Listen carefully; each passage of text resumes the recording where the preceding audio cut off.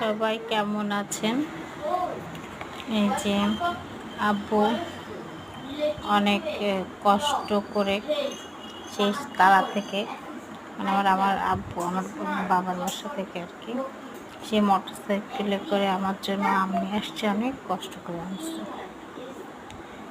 কারণ এগুলো তো বাবার ভালোবাসা, এগুলো তো আর বাবা ছাড়া আসলে এগুলো অসম্ভব, চিন্তা করা যায় না। আম তো অনেক পেকে গেছে, এগুলো দিয়ে যে আমার বেবিটির জন্য স্কিম করছি। এই যে একটা হলো কেটে রাখছি, আর কিছুটা